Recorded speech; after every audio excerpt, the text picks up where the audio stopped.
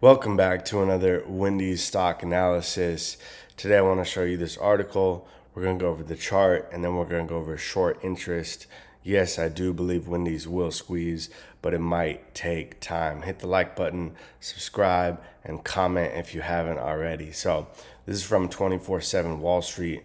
Why investors are watching these three meme stocks. I mean, Wendy's isn't even a meme stock at this point, but I guess you could classify it as that. But you got Krispy Kreme and Tootsie Roll. Tootsie Roll was one of the stocks in 2021 that had a nice squeeze along with the other dozen or so stocks.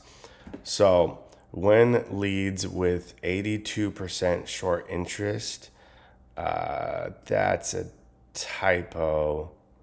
I think they mean institutional ownership. But either way, Tryon Fund Management exploring transactions.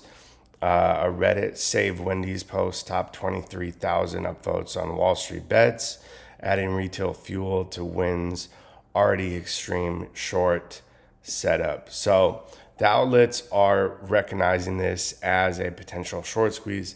And the reason it has the potential is because the intrinsic memetics to the Wendy's joke relevant to the Wall Street Bets ecosystem. All right, so you could show me all the numbers in the world, but it's the narrative that is going to send this at the end of the day. Well, Wendy's was down 0.5% today, basically flat, $7.55. I think it's a steal right here. Not even going to look at the chart. I don't care about price action until the actual squeeze. All right, so you got 32.93% short interest. It's a decent amount, but honestly, I'd like to see it go higher. I mean, why not turn this into an absolute sender? You know what I mean? The cost to borrow rate went down.